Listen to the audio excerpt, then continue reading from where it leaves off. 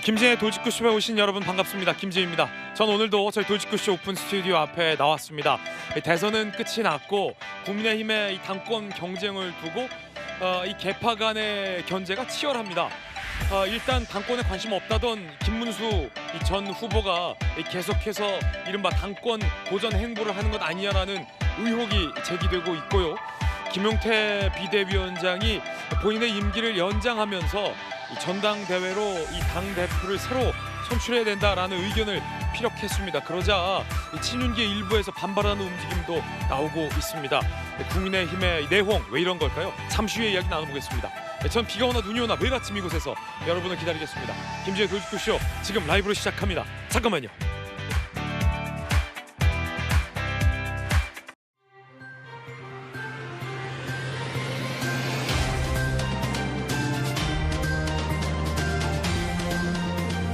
신문 읽어주는 남자입니다. 대선이 끝난 후 국민의힘의 리더십 교체와 관련된 내용이 보도되고 있습니다. 당권엔 관심 없다던 이 김문수 후보가 여러 차례 공개 행보를 가지며 당권 도전 행보를 보이고 있기 때문입니다. 잠시 후에 이야기 나눠보겠습니다. 오늘 조간신문 4가지 키워드 준비되어 있습니다. 함께 보시죠. 먼저 첫 번째 키워드입니다. 첫 번째 키워드는 뭘까요? 바로 이겁니다. 마무리. 한겨레 신문이 오늘 일면에 썼습니다. 뭘 마무리한다는 걸지 함께 보시죠. 정무 우상호 민정앤 검찰 특수통 오광수 변호사 대통령실 실장 수석 인사 마무리 단계에 들어섰다는 겁니다. 홍보수석은 이규현 대표이사가 맡게 됐습니다. 7수석 중 5명이 임명됐습니다. 여권 일각에서는 민정수석 내정자에 대한 우려를 표현하는 목소리가 나오기도 했습니다. 이어서 다음 키워드입니다. 두 번째 키워드는 이겁니다. 전쟁터 한국경제 12면입니다. 불법 이민 단속에 전쟁터를 방불케 하게 된 LA. 이 사진 LA입니다. 한인들이 많이 살고 있는 LA이기도 한데요. 트럼프가 주 방위군 2,000명을 투입하겠다고도 밝혔습니다. 불법 이민자 하루 3,000명씩 체포하라라는 지시가 내려왔기도 합니다. 트럼프에 반발하는 이 시위대의 시위와 이를 제압하는 주 방위군 간의 충돌이 있기도 했습니다. 이어서 다음 키워드입니다. 세 번째 키워드는 최고치. 국민일보 이면 기사 함께 보시죠. 4년 만에 가격이 최고치인 게 있습니다. 사진에서 보이는 계란. 계란이 왔어요. 금값 계란입니다. 계란 대란이 예상되고 있습니다. 그래프를 보시면은 계란 산지 가격도 급등하고 있습니다. 이유는 가금류의 질병이 확산된 데다 그로 인해서 계란을 생산성이 떨어졌기 때문입니다. 공급 자체가 줄어드니 가격은 오를 수밖에 없지요. 계란으로 만드는 여러 가지 외식 물가와 가공식품 가격도 덩달아 오를 것이 우려되고 있습니다. 이어서 다음 키워드입니다. 네 번째 키워드는 이겁니다. 풀뿌리 동아일보 일면 기사입니다. 지자체 시간 표시 신호등 실험 전국을 바꿨다. 지방자치 30주년입니다. 이 풀뿌리 시도들이 여러 가지 전국에 영향 미친 게 많다는 거예요. 사진을 좀 자세히 보시면 이렇게 횡단보도에 자녀 시간을 표시하는 것도 의정부 시의 이 지자체 단위에서 처음 시도했던 아이디어였다고 합니다. 지금까지 신문 읽어주는 남자였습니다.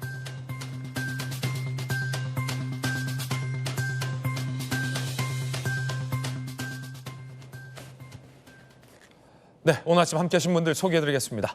오늘도 법전 들고 나온 정법전 정혁진 변호사님, 부산에 또 대선 유세를 마치고 올라온 검사 출신의 곽규택 의원님 나오셨습니다. 네, 안녕하십니까. 민주당 법률위의 부위원장을 맡고 있는 조기현 변호사님, 그리고 민주당의 최고위원을 역임한 박성민 최고 나왔습니다. 어서 오세요.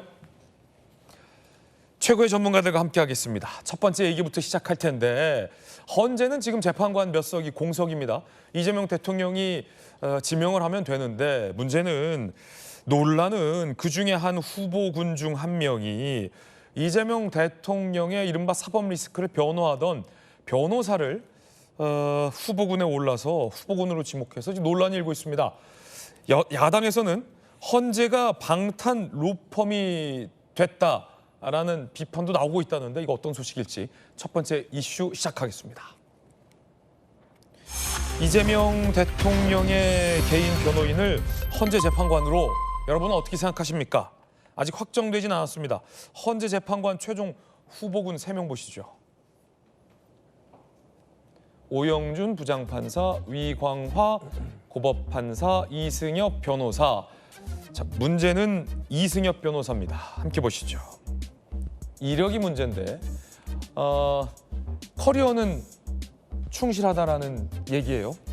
하지만 이해 충돌의 논란이 일고 있습니다. 공직선거법 위반 위증교사 대북송금 사건 등 이재명 대통령을 변호하는 형사사건 변호사이기 때문입니다. 친형 강제 입원 사건 2018년에 그때 이재명 대통령을 변호하기도 했었습니다.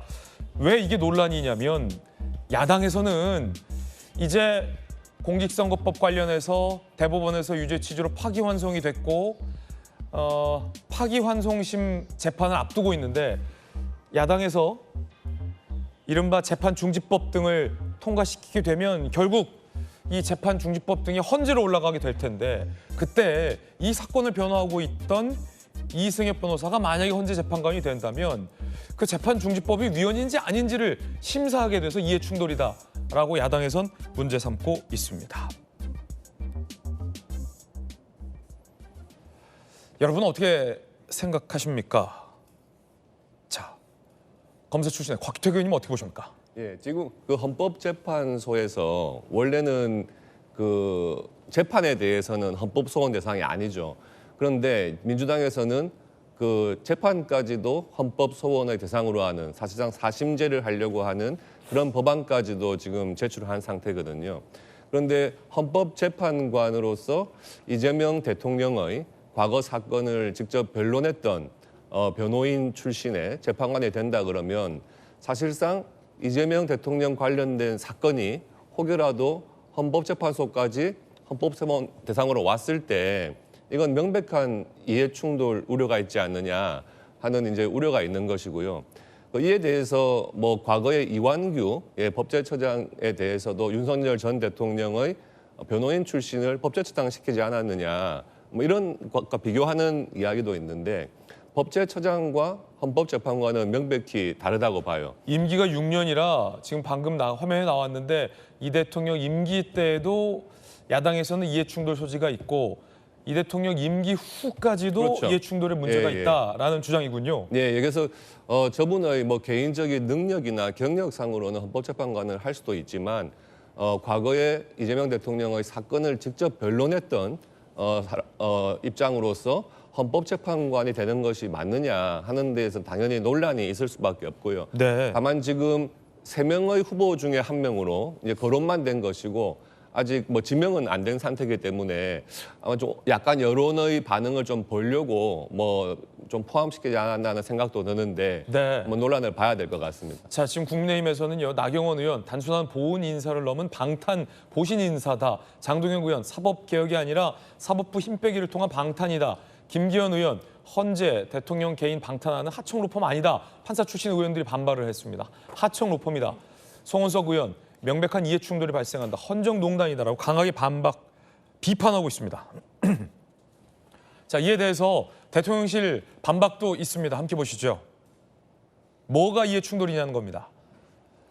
본인이 사건을 맡은 분들은 공직에 나가면 안 된다는 건지 어떤 부분에 충돌이 된다는 건지 이해 못했다라는 반문이 보도되고 있습니다. 조기현 변호사님, 대통령실에서는 이해충돌의 여지는 없다라는 뜻인 것 같아요. 어떻게 보십니까?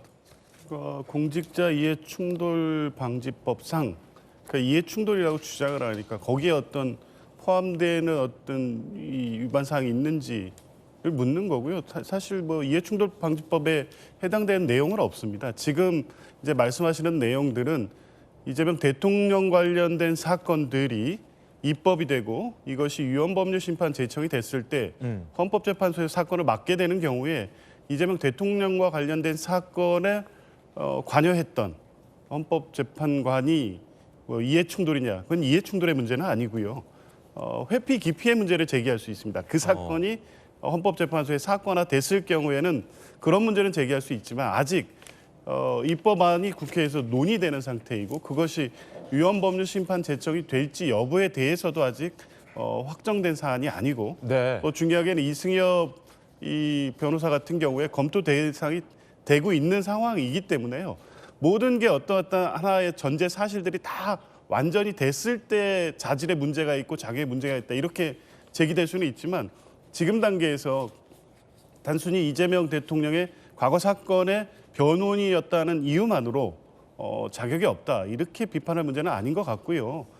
일단 뭐 논의되는 과정을 좀 지켜볼 필요는 있습니다. 그런 시비가 없지 않을 수 있고 그런 우려의 시각을 가질 수 있는 분이 있다고는 보지만 헌법재판관의 일차적으로는 헌법재판관 연구관을 지냈고 또 부장판사로서 판사 오랜 경력을 갖고 있기 때문에 헌법재판관이 되기에는 뭐 자질상 부족함이 없지만 이해 충돌의 문제를 주장하고 있으니까 그 문제라든가 사건과 관련해서 이재명 대통령과 관련된 사건을 불편부당하게 처리할 위험이 있는지 이런 부분이 있다면 만약에 이제 혹시라도 지명되면 그때 한번 검토해 볼 수 있는 문제지만 지금 이제 거론되는 단계에서 네. 이 사람은 되고 이 사람은 이런 이유가 있으니까 무조건 안 되고 이렇게 볼 문제는 좀 아니라고 봅니다. 그렇군요. 이 논란은 이 본질적인 논란에서 근원합니다. 이재명 대통령 지금까지 진행 중이던 재판을 받을 건지 아니면 이 재판을 법 개정을 통해서 중지시킬 건지와 관련된 이른바 논란인 거죠. 헌법 84조와 관련된 논란입니다. 김용태 비대위원장이 이재명 대통령에게 공개적으로 물었습니다. 들어보시죠. 먼저 이재명 대통령께 공개적으로 질문을 드리겠습니다. 만인은 법 앞에 평등합니다. 대통령께서는 6월 18일로 예정된 공직선거법 위반 혐의 재판과 다음 달로 예정된 불법 대북송금 재판을 받을 의지가 있으십니까? 다음으로 민주당의 질문을 드리겠습니다. 민주당이 지금 추진하고 있는 대통령 방탄 3법, 지금의 대통령 개인을 위한 법입니까? 아닙니까? 제가 드리는 이 두 질문에 대한민국의 헌법 정신이 담겨 있다고 생각합니다. 대통령과 민주당은 주권자인 국민 앞에 이 두 질문에 대한 공식적인 답을 주시길 부탁드리겠습니다. 자, 그러자 민주당의 한민수 의원이 이렇게 반박했습니다. 그럼 대통령이 국정을 돌보지 않고 재판만 받으라는 말이냐라고 말이죠. 들어보시죠.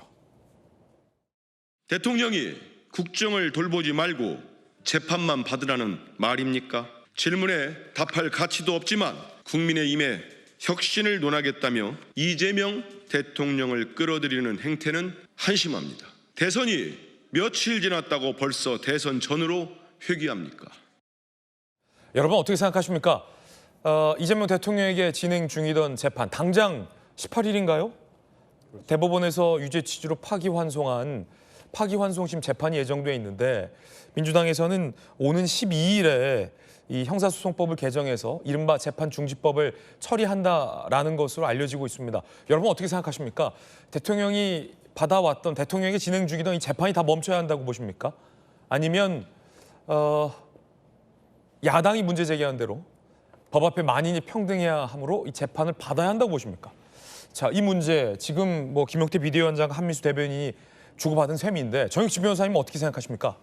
글쎄요, 뭐 제가 개인적으로 생각하기에는 원론적으로는 김용태 그 비대위원장 말씀이 맞는 거죠. 왜냐하면 법 앞에 모든 사람이 평등하니까 우리나라가 뭐 군주 국가입니까? 옛날 전제 국가도 아니고 대통령부터 시작해서 저희 같은 그냥 일개 서민에 이르기까지 잘못을 저지르고 재판에 이제 회부가 됐으면 그 재판을 당당하게 받는 것이 필요하다. 이거는 맞는 말씀이긴 한데 네네. 그다음에 중요한 건 뭐냐면은 결국은 아무리 저렇게 정치적으로 공세를 한다고 해도 사법부 의지가 중요한 거 아니겠습니까? 사법부가 재판 열겠다. 더군다나 공직선거법 재판은요. 걸석 재판도 가능하단 말이에요. 그러니까 그냥 우리 진행하겠다. 이렇게 의지를 보여주면 될 텐데 과연 그 지금 우리가 봤던 사법부의 모습이 그러한 그 의지를 보여줄 수 있을 것인가. 거기에 대해서는 저부터도 회의적이다. 그런 생각이 들고요. 사법부가 의지를 안 보일 거다. 저는 조금 그 의구심이 많이 듭니다. 네. 그다음에 이제 한민수 의원은 뭐라고 말씀하셨냐. 지금 대통령이 국정에 바쁘시기 때문에 그렇기 때문에 재판을 받을 수 없다. 이렇게 말씀하셨지만 뭐 대통령만큼은 아니겠지만 재벌 회장들도 굉장히 바쁘지 않습니까? 그런데 재벌 회장들 해외 출장도 못 나가고 재판 꼬박꼬박 다 받았단 말이에요. 그러니까 한민수 의원의 저런 말씀은 사실은 정확한 이야기는 아닌 것 같다는 그런 생각이 들고 오히려 민주당에서 이런 부분들에 대해서 이야기를 하려면 이런 사실을 우리 국민들이 알고도 거의 49%가 넘는 그러한 그 찬성으로 이재명 대통령을 뽑았으니까 그 부분이 존중되어야 된다. 이런 식의 이야기를 하는 건 모르겠는데 뭐 국정이 굉장히 바쁘니까 재판받으면 안 된다. 이렇게 말씀하시는 거는 조금 그 논지에 맞지 않는 거 아닌가 개인적으로 그런 생각이 듭니다. 박성민 최고는 어떻게 생각하십니까? 그러니까 일단은 저는 헌법 84조의 취지를 살펴보면 사실 당연히 저런 질문들은 안 나올 거라고 생각을 합니다. 왜냐하면 대통령이 재직 중에 형사상의 소출을 받지 아니한다. 내란죄와 외환죄를 제외하고는 그렇잖아요. 근데 결국 그 이유는 저는 사법체계로부터 대통령을 분리해서 대통령의 국정수행의 안정성을 도모하고 그리고 불필요한 논쟁에 휘말리는 것을 막는 데 그 목적이 있다. 그러니까 그것이 더 국익에 부합한 방향이고 대통령이 부여받은 민주적인 이 정당성을 강화하는 체제로 가는 데 이런 헌법의 목적이 있다라고 생각을 하거든요. 네. 근데 벌써부터 사실은 이제 정말 정권이 출범한 지 며칠 되지도 않았고 국민의힘은 내부에서 자중질환만 계속되고 있는 상황에서 굳이 어떤 이재명 대통령에 대한 재판 문제를 거론한다라고 하는 것은 저는 굉장히 의도가 좀 정치 공세의 성격이 강하다라는 생각이 들고요. 작금의 국민의힘의 위기를 또다시 이재명 대통령을 향한 공세로 빠져나가 보겠다. 이른바 대여투쟁 전선을 강화하면서 내부를 결속시키겠다라는 의도가 좀 명확하기 때문에 저런 공격들이 저는 전혀 유효하지 않다라는 생각이 듭니다. 네. 오히려 지금은 이재명 대통령을 향해서 질문할 때가 아니라 국민의힘 내부를 향해서 질문을 해야 될 때가 아닌가 싶습니다.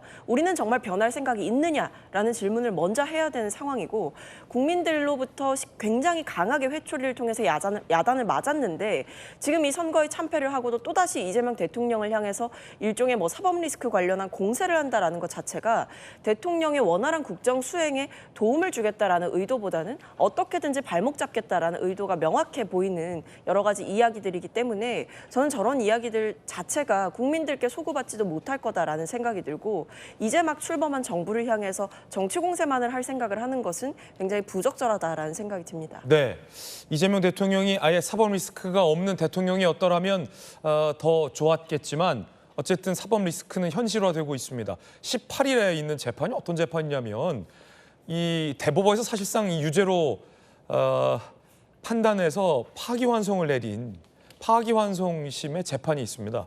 파기환송심에서 유죄 취지로 대법원이 파기환송을 내렸기 때문에 형량을 결정하는 수순만 남아있다라고 법조계에서는 보고 있는데요. 그게 지금 18일 재판이 앞서서 예정돼 있기 때문에 민주당에서는 12일 여당이죠. 이른바 재판 중지법을 통과시킬 예정입니다. 함께 보시죠. 형사소송법 개정안입니다. 아예 법을 바꾸겠다는 거죠. 대통령 당선 시엔 재판 중단된다라는 게 명시화됩니다. 자, 그래서 12일, 18일 재판보다 먼저 처리하겠다라는 예정으로 풀이되고 있는데요.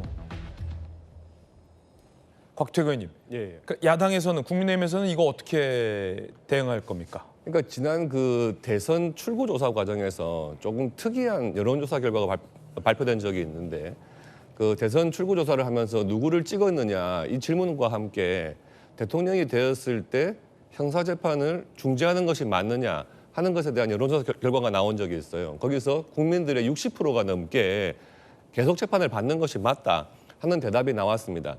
지금 그 이재명 대통령 같은 경우에 사실상 유죄가 지금 거의 확정된 상황이거든요. 재판만 진행된다면은 대법원 전원 합의체에서 유죄 사건이 거의 확정될 수 있는 상황인데 만약에 이제 100만 원 이상이 되면 대통령직이 박탈되는 거죠. 그렇습니다. 예. 그래서 만약에 지금 뭐 민주당 쪽에서 또 이재명 대통령이 국정 수행을 위해서 재판을 중지하는 것이 맞다 이런 생각을 한다면 지금 국민 대다수가 재판을 진행하는 것이 맞다고 생각하기 때문에 국민들 상대로 왜 재판 중지되는 것이 맞는지에 대한 설득이 먼저 있어야 되지 않을까 생각이 들어요.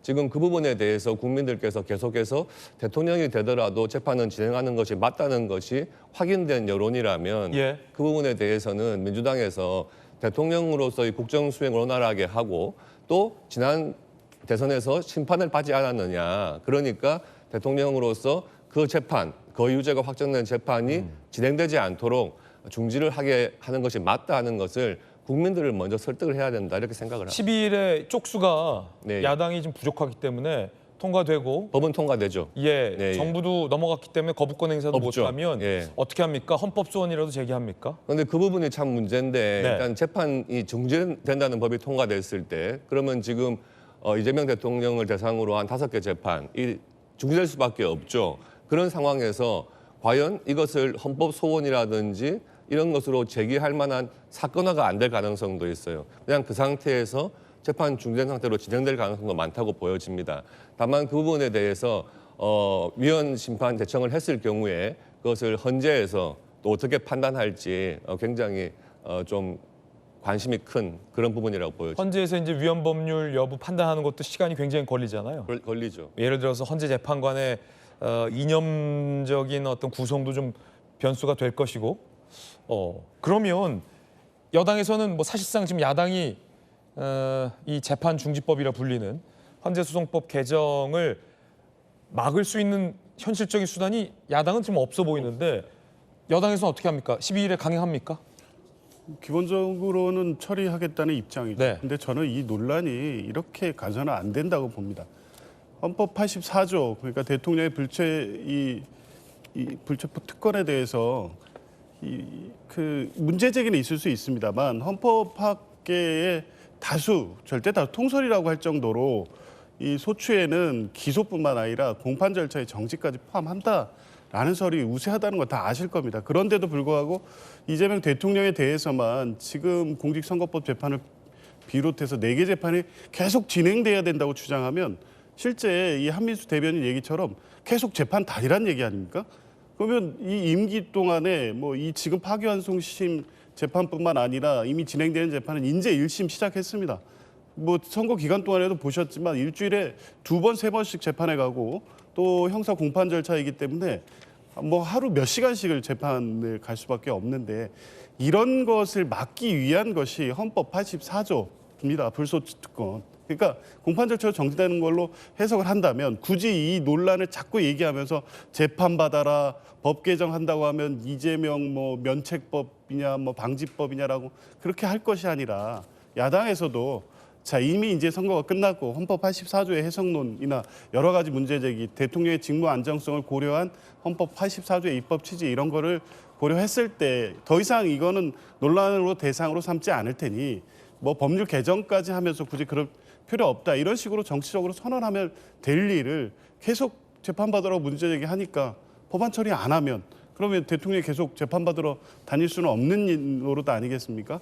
법 앞에 평등을 얘기하고 국민 여론을 말씀하시는데 국민들 일반적으로 이제 물으면 당연히 법 앞에 평등하다 이런 당이론에 입각해서 그런 여론이 높은 것은 사실입니다만 그럼에도 불구하고 헌법이 국회의원이나 대통령에 대해서 면책특권, 이 불소추 특권을 규정한 것은 이 대의민주주의 체제 하에서 그 역할을 수행해야 된 공직자에 대해서 특별히 어떤 이 권한을 보장하는 부분입니다.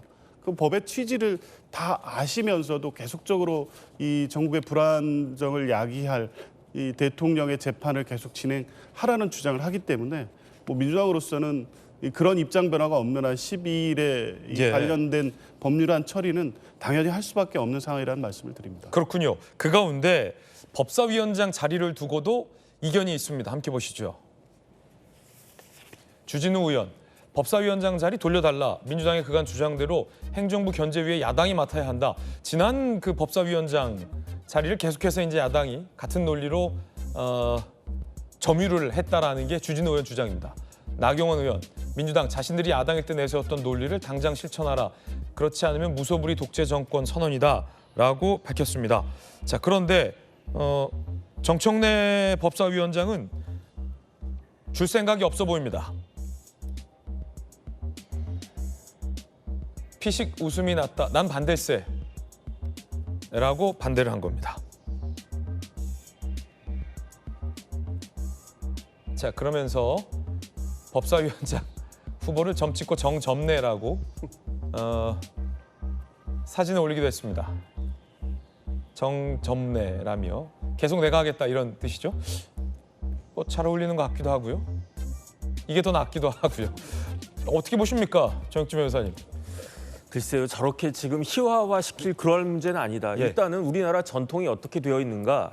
제1당은 국회의장을 가져갔고요. 그다음에 제2당에서 법사위원장을 그 제2당이 하도록 양보해 왔던 게 그게 우리나라 국회의 전통이었고, 그런 전통 하에서 여당과 야당, 제1당과 제2당 사이에 견제와 균형이 이루어졌던 건데, 그런데 어쨌든 지난 이번 국회부터 지난 국회도 마찬가지였지만 네. 그 제1당인 민주당이 국회의장도 가져가고 법사위원장도 가져가고, 그러다 보니까 국회가 제대로 기능하지 못한 측면이 오히려 더 있었던 것이 아닌가, 저는 그런 생각 들고요. 예. 뭐 이제 이 부분에 대해서야 민주당 이제는 집권 여당이 된, 압도적인 집권 여당이 된 민주당에서 결정할 문제이긴 하지만, 이런 정도는 양보해 줄 만한 그런 문제가 아닌가, 저는 그런 생각이 들거든요. 그다음에 어쨌든 시간에 조금 전에 조기현 변호사님이 헌법 84조 관련해서 뭐 통설이다 이렇게 말씀을 하셨지만, 가장 중요한 책이 헌법 주석서인데, 제가 헌법 주석서 다시 한번 찾아봐도 소추라고 하는 건 기소를 의미하는 거지, 거기에 재판 유지까지, 공소 유지까지 해당되는 건 아니다, 명백하게 그렇게 나와 있습니다. 그다음에 공직선거법 재판은 이재명 대통령 관련해가지고 유죄가 확정된 거나 마찬가지 아니겠습니까? 그렇기 때문에 이런 부분들을 법적으로 깔끔하게 마무리하려면 제가 봐도 형사소송법 개정안을 통과시켜야 돼요. 그래야지 이 부분에 대해서 더 이상 논란이 없지, 해석론적으로 하면은 왜 대통령이 재판 안 받느냐 이런 이야기가 나올 수밖에 없단 말이죠. 그런데 이렇게 형사소송법 개정안이 통과가 되면 이거는 결국은 이재명 대통령에게 부담으로 부메랑으로 돌아올 수밖에 없지 않겠습니까? 정치적인 부담으로. 이러한 정치적 부담이 사실 굉장히 적지 않은 상황에서 대통령 임기가 시작이 됐는데, 그렇다라고 하면 법사위원장이라고 한 자리를 그야말로 소수에 불과한 이제 야당이 되어버린 국민의힘에 양보하는 모습을 보여주면 오히려 국민들 지지가 더 높아지지 않을까, 그런 생각 듭니다. 정혁진 변호사님 의견 전해드렸습니다. 그 가운데 이번엔 국민의힘 소식입니다. 차기 당권을 두고 김문수 후보와 한동훈 전 대표가 다시 재격돌하는 것 아니냐라는 조짐이 곳곳에서 보이고 있습니다. 주제 공개하겠습니다. 욕심 없다며 연일 노출, 김한 당권 재격돌. 김문수 후보가 대선 패배 이후 계속해서 공개 행보를 보이고 있습니다. 당대표를 하지 않겠다라고 말은 했지만 사실상 당권 도전의 행보가 아니냐라는 겁니다. 지난 4일부터 6일까지 연속적인 공개 행보들 함께 보시죠. 국민의 선택을 겸허하게 받아들이겠습니다. 지금 당대표 김문수 해라, 이거는 김문수 너 아주 쓰레기통에 살아라 이거 하고 똑같은 소리예요. 우리 대한민국 지켜내고 대한민국의 위대한 오늘을 위해서 희생하신 모든 호국 영령들에게 깊이 감사를 드립니다.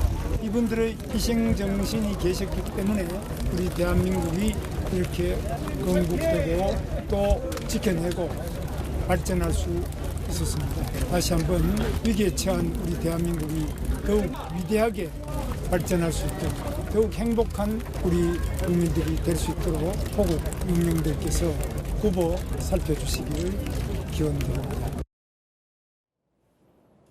그리고 앞거는 턱걸이였죠. 잘한다는 게 더 포인트입니다. 대선 패배 직후에 올라온 첫 이 근황이 이 턱걸이였고요. 이 턱걸이에 이어서 턱걸이 봉보다 더 두꺼운 이 대형 훌라후프를 돌리는, 사실은 이 동네 약수터들마다 이런 고수들이 한 분씩 계시긴 한데, 이 대권 후보가 대선 패배 직후에 이걸 올려서 당 내에서는, 사실 야당 내에서는 김문수 후보가 말은 당대표를 안 하겠다라고 하지만 사실상 당권 재도전, 첫 도전이군요. 당권 도전 공개 행보로 해석이 되고 있습니다. 나경원 의원, 안철수 의원과도 회동했습니다. 턱걸이 잘하는 게 의외의 포인트예요. 자, 안철수 의원과 만찬, 나경원 의원과 차담, 대선 공동선대위원장을 맡았죠. 당에 대한 걱정, 현 상황에 대한 우려를 공유, 당대표 염두에 두고 만난 건 아니다라고 측근은 부인하고 있지만 이 심상치 않아 보인다는 거죠. 그리고 윤어게인 집회의 모습을 드러내기도 했습니다. 결정적으로 말이죠. 버스 타고 가다가 말이죠. 버스 타고 가다가 윤어게인 집회에 인사를 했습니다. 이게 우연이라고 보기엔 너무 윤어게인이군요. 이게 우연이라고 보기에는 너무 윤어게인의 버스라. 자, 이걸 어떻게 봐야 할지. 그러자 친한계의 김종혁 당협위원장이 이렇게 비판을 했습니다. 친한계입니다. 김문수 후보가 윤어게인 집회에 참석, 정광훈 목사는 자통당이 접수해야 한다고 한다. 국내임이 첩첩산중이다. 라고 비판했습니다. 자, 그러자 김문수 후보 측의 반박은 이겁니다. 병문안 가는 중이었다. 아주 많이 편찮으신 형님 입원했다. 그렇죠. 김문수 후보 나이가 있는데 김문수 후보가 아는 형님이라면 이 건강상의 문제가 있을 수 있죠. 서초역에서 버스 환승한 것뿐이다라고 해명했습니다. 그런데 친한계에서는 저걸 그냥 행보로 보고 있지 않습니다. 박정훈 의원입니다. 단일화 과정에 대해서 본인이 한 말을 사실상 뒤집은 거잖아요. 여러 차례 20번 넘게 말씀하신 거를 사실상 뒤집은 거기 때문에 지금 안 나오시겠다고 하는 말씀도 완전히 닫힌 결말은 아니다. 김문수 후보는 당권 도전하면 안 된다고 보십니까? 아니 저는 해도 된다고 봅니다. 그래요? 물론 우리가 참패하는데 원인이 있고 또 과거와 절연해야 되는 우리 당의 과제 이런 거하고 맞는 분인지는 당원들이 판단하실 거예요. 친한계의 입장은 이겁니다. 당권을 도전해도 되지만 안 하는 것처럼 말하면서 결국은 할 것이 아니냐. 이게 당의 개혁과는 맞지 않다라는 비판을 하고 있는 겁니다. 일종의 견제로도 볼 수 있을 겁니다. 곽태규 의원님은 어떻게 보십니까? 김문수 후보가 결국은 당권 도전하리라 봅니까? 아니 근데 그 김문수 후보의 최근 요 며칠 사이의 행보를 너무 이거 당권 도전으로 몰고 가는 것도 아니라고 봐요. 네. 사실 대통령 후보로 나와가지고 40%가 넘게 득표를 했던 후보이기 때문에 국민들께 감사하다는 인사 당연히 해야 되고 예. 본인이 대통령이 안 된 그에 대해서 뭐 사과를 할까 그런 부분에 대해서도 뭐 언급을 해야 되는 입장이죠. 그리고 공교롭게도 6월 3일 대선이었기 때문에 6월 6일 현충원 참배도 직전 대선에서 후보로 나왔던 분이 참배하는 것도 굉장히 자연스러운 그런 행보라고 보여집니다. 네네. 다만 그것을 너무 당권 도전으로 몰고 가는 것도 맞지 않지 않나 하는 생각이 들어요. 아까 그 턱걸이 하는 장면에서 파란 옷 입고 나왔다고 해가지고 그게 일부 유튜브에서는 또 왜 하필 파란색 옷을 입고 턱걸이를 하는 걸 잡았느냐 이런 말까지 나왔거든요. 그러니까 사람을 오해하기 시작하면 그런 것까지도 꼬투리를 잡는 것 같습니다. 그리고 그렇군요. 아까 버스 타고 가는 그 장면이 나왔는데 대선 후보까지 했던 분이 아는 분 병문안을 가기 위해서 버스 타고 가는 것 굉장히 신선하지 않습니까? 네. 근데 거기서 하필 지나갈 때 윤어게인 집회를 지나가게 되는데 거기에 인사를 한 거죠. 그걸 가지고 또 윤어게인 그 집회와의 관련성 그렇게 또 보는 것도 너무 나간 해석이 아닌가 싶고요. 우연의 일치다. 그렇게 보입니다. 다만 이제 김문수 후보 본인이 그 대선 직후에 나를 당 대표 나가라고 하는 것은 나를 쓰레기통에 넣는 것이다. 네. 이렇게 말할 정도로 강하게 당 대표 도전 의사는 지금 없다 하는 것을 밝힌 상황으로 보여지고요. 그렇지만 당 대표라는 것은 본인의 의사와 플러스 또 당원들의 의사가 있는 거죠. 만약에 당원들이 정말 우리 김문수 후보 훌륭한 사람이고 다시 당을 한번 맡겨볼 만한 사람이다. 이렇게 해서 당원들의 여론이 형성되고 한다면 뭐 생각이 바뀔 수 있다고 보여집니다. 그렇지만 요 며칠 사이의 행보 그걸 가지고 당권 도전을 선언한 것이다. 이런 식의 해석은 좀 나간 것이 아닌가 생각이 당권 도전은 아닐 것이다라는 의견이에요. 예. 박승민 최고는 어떻게 보십니까? 저는 할 거라고 봐요. 왜냐하면 이 41%를 받았잖아요. 그러니까 이제 국민의힘 내부에서도 어떻게 의견이 갈릴 거냐면 41%나 받았다와 41%밖에 못 받았다로 갈릴 거란 말입니다.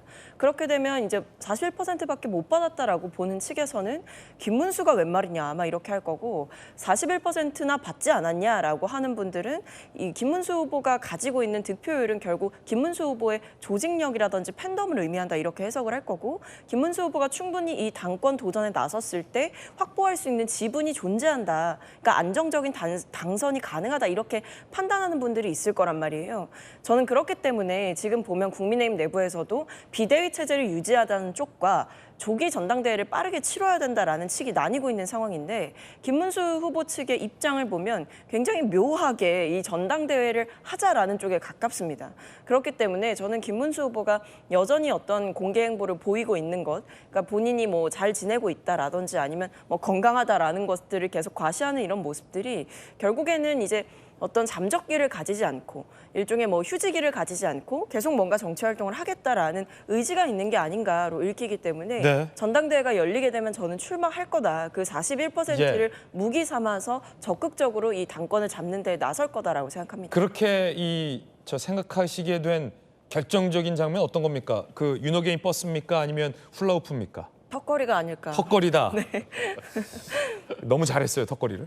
네. 아니 그러면 지금 저 박정훈 의원 같은 경우는 한독수 총리와의 단일화 과정에서 20번 넘게 한 말을 뒤집은 분이다라며 전당대회 안 나갈 거다라는 말도 결국은 바꿀 거다라고 의심하고 있는데 정혁진 변호사님 어떻게 보십니까?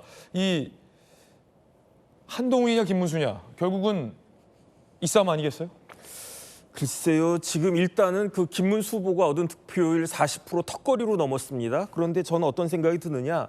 만약에 김문수 후보가 아닌 다른 후보가 나왔으면 40%를 턱걸이로라도 넘을 수 있었을까? 그런 회의가 조금 들거든요. 왜냐하면 김문수 후보의 인생에 감동받아가지고 마음을 바꾼 사람들이 주변에 의외로 많이 있는 것이 아닌가. 저는 개인적으로 그런 생각을 네네. 하고요. 그런데 그럼에도 불구하고 대권과 당권은 다른 거 아닌가? 저는 그런 생각하고요.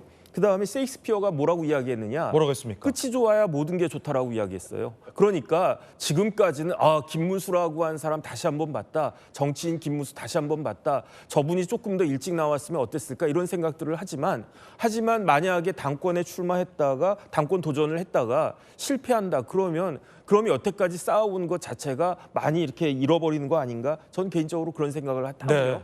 그다음에 이제 조금 전에 곽규택 의원님도 말씀을 하셨지만 제 생각에는 강남 성모병원 가신 거 아닌가 싶거든요. 집이 봉천동이니까 2호선 내려가지고 서초역에서 내려서 거기서 강남 성모병원까지 마을버스 같은 거 있단 말이에요. 그거 타고 가다가 우연히 그렇게 된 거 아닌가? 저는 개인적으로 그런 생각도 할 수가 있는 것 같고 그다음 박정훈 의원님은 높아시면서 저런 말씀 하셨겠지만 저 이야기는 지금 할 타이밍은 아니지 않는가. 만약에 저는 개인적으로 김문수 전 후보가 이번 당권 도전을 안 할 거라고 생각을 하는데 네. 그럼에도 불구하고 당권 도전에 나서겠다. 그러면 그때 가서 비판을 해야지 지금 미리부터 비판을 하는 그것은 조금 적절하진 않은 것 같다. 그런 생각 듭니다. 그럼 정혁진 변호사님께서는 왜 김문수 후보가 당권에 도전해서 안 된다라고 생각하십니까?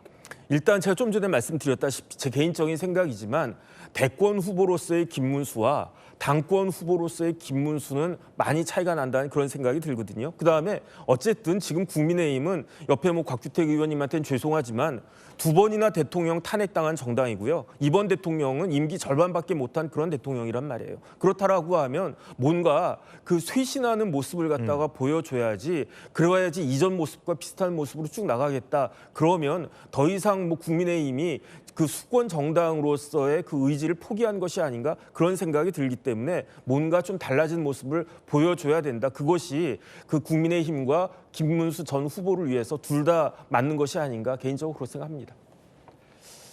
당 일부에서는 당권을 잡으려는 이른바 한동훈 전 대표 개파, 그걸 막으려는 이른바 일부 친윤 개파의 신경전이 벌어지고 있다는 보도가 많습니다. 그 중심에 김문수 후보가 다시 당권에 도전하느냐 마느냐의 문제도 있고요. 또 더 나아가서 현 비대위원장인 김용태 비대위원장의 임기 문제도 걸려 있습니다. 친윤계 일각에서는 권성동 원내대표가 이 원내대표직에서 물러나겠다라는 걸 선언한 만큼 김용태 비대위원장도 즉각 물러나라라는 걸 요구하고 있습니다. 그런데 친한계 일부에서는 그러면 친윤계가 새로운 원내대표를 통해 새 비대위원장을 지목할 거고 전당대회는 물 건너갈 것이다 라고 우려하고 있습니다. 친윤계에서는 새로운 비대위원장으로 비대위 체제를 계속 이어갈 것이다 라고 친한계에서 의심하고 있는 겁니다. 그래서 김용태 비대위원장의 이 거취가 더 중요해졌는데요. 주말 사이 뭐라고 얘기했을까요? 들어보시죠.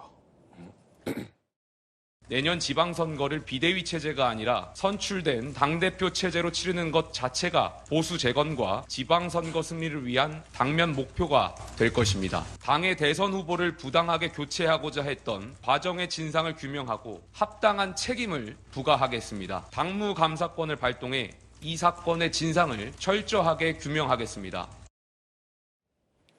그 가운데 김용태 비대위원장은 승부수를 던졌습니다. 본인의 비대위원장 임기를 연장하겠다라는 걸 시사했고요. 당무감사권을 발동해서 이른바 친윤계를 겨눴습니다. 한밤에 후보를 교체한 사건에 대해서 책임을 묻겠다는 겁니다. 명백히 친윤계로 겨냥한 카드입니다. 그러면서 비대위가 연장되는 일은 없을 것이다. 전당대회를 해야 한다라는 결론을 밝혔습니다. 마침 오늘 오후에 국민의힘 의총이 예정돼 있습니다. 김용태 비대위원장의 거취 문제도 논의될 걸로 보입니다. 조기현 변호사님 어떻게 보십니까? 이거 굉장히 좀 뭐랄까요? 폭풍 전야 같은 느낌이에요. 오늘 의총이 좀 분기점이 될 것 같은데요. 실제 이제 김용태 위원장 개인의 어떤 독단적 의견과 판단 이건 아닌 것 같습니다. 뒤에서 누군가가 이 뜻을 같이 하고 이런 방향성을 제시하고 그거에 공감한 내용을 김용태 위원장이 발표하는 방식이 아닐까 싶은데. 이른바 친윤 친한계의 어떤 세력 전쟁의 느낌이다. 그렇죠. 그러니까 지금 제일 이 국민의힘에는 내년에 지방선거가 있다는 것이 네. 독이라는 생각이 듭니다. 지방선거 때까지 누가 당권을 주느냐. 그렇죠. 결국 대선 기간 중에도 대선 승패와 관계없이 당권을 둘러싼 그 싸움이 대선 기간 중에도 계속된다고 보는 시각이 있지 않았습니까? 그러니까 대선 일정 중에도 어떤 유세에 대해서도 그런 다른 의미를 계속 부여할 수밖에 없는. 예를 들면 한동훈 전 대표의 유세가 이게 김문수 후보를 위한 유세가 맞느냐에 대한 문제제가 계속 나왔고 결국 대선 이후 그러니까 더 구체적으로 얘기하면 대선은 질 것 같으니까 진 이후에 당권을 위한 어떤 명분용 유세가 아니냐 이런 비판이 나올 정도로 이 당권과 관련된 논란이 계속되고 있는 상황에서 네네. 지금 상황이 펼쳐지고 있다고 하면 누가 당의 주도권을 잡느냐. 그렇죠. 당 내부에서 이제 오늘 의총을 계기로 해서 어떤 방식으로든 정리가 되든 아니면 갈등이 완전히 더 첨예화되든 이 양상이 둘 중에 하나로 나타났겠지만 갈등이 수습되기는 쉽지 않아 보입니다. 네네. 워낙 이 당 내부의 의견 차이가 크기 때문에. 근데 통상 이런 경우에는 민주당 대선 패배 때도 그렇고 보면 통합형 관령 비대위가 들어선 다음에 조기 전대회를 통해서 당권을 안정화시키고 뭐 이런 과정이 좀 이 합의되는 과정이 있는데 지금 국민의힘은 전혀 그렇지 않습니다. 그러니까 오늘 의총에서 어떤 논의가 될지는 모르겠지만 결국 이 내년 지방선거를 앞두고 당권을 둘러싼 첨예한 갈등이 계속 될 수밖에 없고 이것이 적정히 봉합되면서 이 전당대회든 아니면 비대위체이든 갈 수 있기까지는 그것은 쉽지 않아 보입니다. 그렇군요. 근데 또 일각에서는 제가 지난번 이 국민의힘의 비상의총을 굉장히 상세하게 취재를 했는데 많은 현역 의원들은 이 전당대회를 여는 것에 공감을 표명한 것으로 저는 취재가 됐거든요. 곽태규 의원님 이따 의총 참석하시고 지난 의총도 참석하셨으니까 당내에서 전당대회에 반대하고 그러니까 비대위 체제로 내년 지방선거까지 치르겠다라는 의원이나 세력이 있습니까? 지금 언론에서 보도 나오는 것처럼? 그러니까 지난주 의총에서 저도 같은 걸 느꼈는데요. 뭐 이게 친윤계, 친한계, 개파에 따른 입장이 아닌 것 같아요. 아니고 지난 의총에서 왜 김용태 비대위원장의 거취 문제가 나왔었냐 하면 대선 패배에 대해서 당연히 책임을 지는 모습을 보여야 되니까 지도부 전체가 사퇴를 하자 하는 이야기들이 나왔던 거거든요. 그래서 비대위원들 그리고 원내대표까지 다 사퇴를 하자고 했는데 이제 비대위원장 입장에서는 조금 더 의원들의 입장을 듣겠다 해서 지난주에 이제 의총이 마무리가 된 상태였습니다. 그래서 거기서 어떤 친한, 친윤 이런 개파의 문제 때문에 김용태 비대위원장의 거취 문제가 결정되지 못했던 것은 아닌 것으로 보여지고요. 다만 지금 전당대회 관련해가지고는 새로운 리더십이 굉장히 필요한 상황인데 네. 이것을 조기에 전당대회를 해서 당원들의 선택에 따른 당 대표를 가는 그런 정상적인 체제로 빨리 가야 되지 않느냐 하는 것이 당 내에서는 의견들이 많은 것 같습니다. 그러면 제가 예. 궁금한 건 이른바 언론에서 보도되는 것처럼 전당대회를 막고 한동훈 전 대표의 당대표 당선을 막기 위해 전당대회 개최를 막으면서 비대위 체제로 내년 지방선거까지 가자라고 하는 의원들은 없다라는 거잖아요. 현재 공개적으로 그런 입장을 표명한 의원들은 없어요. 그러면 없는 상태고 다만 조금 전 김용태 예. 비대위원장 같은 경우는 왜 이른바 각규택 의원님 말씀대로라면은 그렇게 주장하는 사람이 없는데 비대위 체제로 지방선거 안 치르겠다라면서 당무감사까지 발동한 겁니까?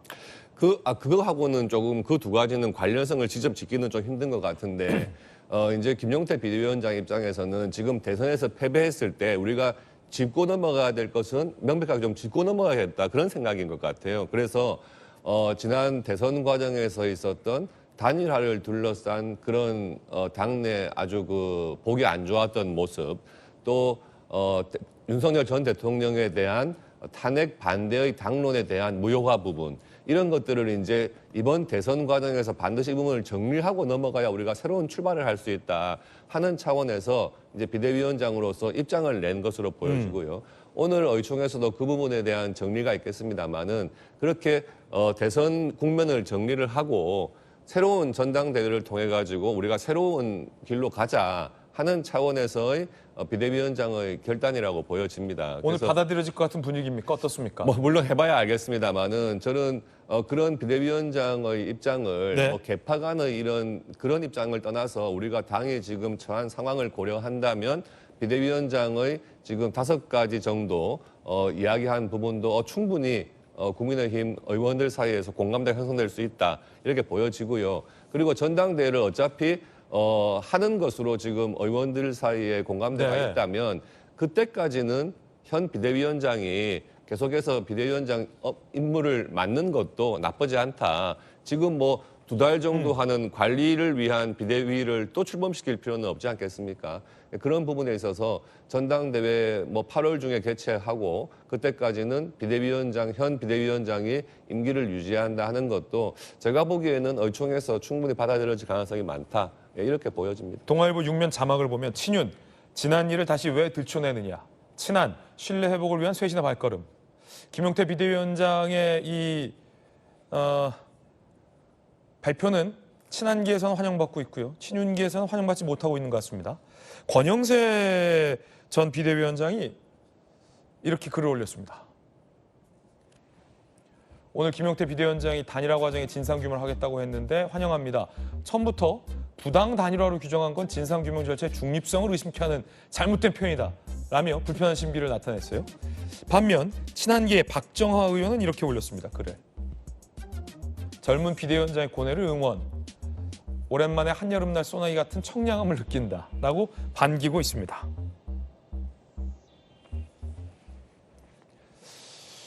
무언가 수면 아래에서 이 개파 간의 신경전은 있는 것 같습니다. 그 가운데 한동훈 전 대표가 여전히 라방을 하고 있습니다. 들어보시죠.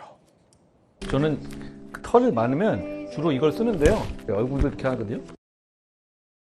결국 사실 이 선거는 계엄으로 비롯된 선거였잖아요. 계엄을 진짜로 반대하는 국민들이 전체 국민의 한 70% 가까이 되는 상황에서는 거기에 걸맞는 행동이 따르지 못한다면 이기기 어려운 선거예요. 계엄을 반대한다고 말하면서 계엄을 옹호하는 사람들을 선거에서 중용하게 되면 국민들이 신뢰하기가 어렵게 되죠. 저는 그 문제를 충심을 다해서 했지만 결국은 제 의견이 제대로 반영되지는 않았어요. 그럼에도 불구하고 전 당에 대한 도리를 최선을 다했다고 생각해요. 결과에 대해서는 안타깝게 생각합니다.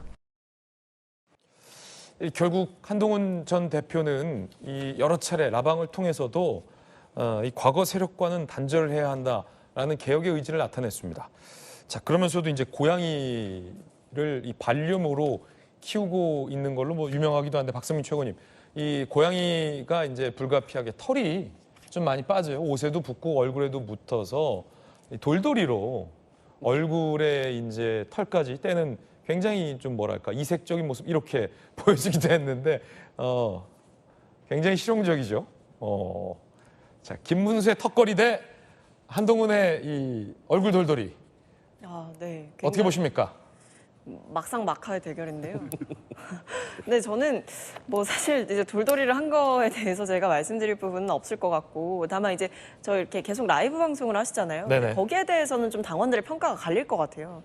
그러니까 물론 이제 선거 때 유세를 다니시고 마지막에는 이제 김문수 전 후보와 같이 유세를 하는 모습도 보여주시기는 했지만, 사실 한동훈 전 대표께서 이 선거가 본격화되고 나서도 꽤 이제 라방을 하셨었거든요. 네네. 이제 그때 좀 나왔던 평가가 이제 한가해 보인다라는 거였어요. 뭐 다른 평가는 제가 말씀드리지 않을 거고, 그러니까 좀 지금 이 당이 이렇게 쑥대밭이고 뭐 선거 때문에 난리인데 라이브 방송을 계속하면서 뭐 과자를 먹고 하는 모습을 보여주는 게 맞냐라는 비판이 있었거든요. 그래서 라이브 방송을 통해서 소통을 하시는 것은 뭐 좋은 바람직한 모습이라고 생각을 합니다만, 글쎄요. 근데 저게 이제 당내에서 뭔가 당권 도전을 생각하시는 분이 라이브 방송에 대한 실익이 과연 얼만큼 있는지에 대해서는 좀 따져봐야 될 시점인 것 같습니다.